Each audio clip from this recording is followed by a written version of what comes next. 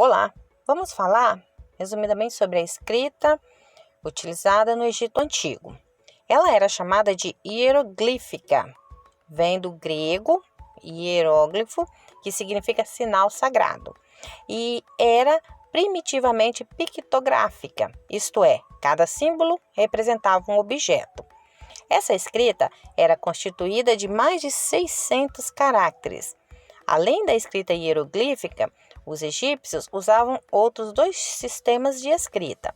A escrita hierática, que era organizada em forma cursiva e usada para fins comerciais, e a escrita demótica, que foi usada nos últimos períodos, pois era uma forma mais simples e mais popular da escrita hierática.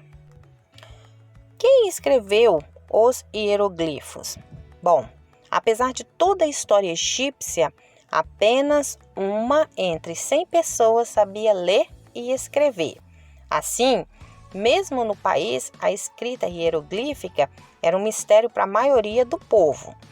Os hieroglifos eram encontrados em todas as coisas possuídas ou construídas pelos ricos, como em paredes de templos, portas de casas, móveis, papiros, mas quase ninguém além deles conseguiu interpretá-los. Por exemplo, se você aprendesse a ler e a escrever egípcio antigo, era porque você estava sendo treinado para ajudar no governo do país. Isso também significa que você era homem, pois as mulheres, de modo geral, não aprendiam a escrever. Esses escritores treinados eram chamados escribas. Podemos vê-los em muitas gravações e pinturas egípcias, sentados com as pernas cruzadas e escrevendo em rolos de papiro que colocavam no colo. A escrita hieroglífica não relata necessariamente os mistérios do universo. Pode ser somente coisas simples, uma carta ou um poema. Mas, durante séculos, os estudiosos tentaram entender os hieroglifos, mas ninguém conseguia decifrá-los. Então, em 1799 d.C., a Pedra de Roseta foi descoberta.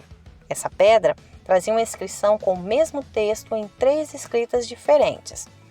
O grego antigo, que muitos estudiosos já conseguiam ler, o hieroglifos e outro tipo de escrita chamada demótica.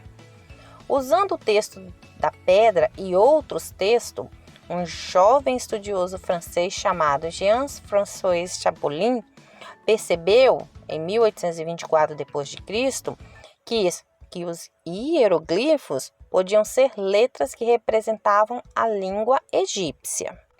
Ele aprenderá cópita, a língua dos cristãos egípcios, e concluiu corretamente que ela descendia do egípcio antigo.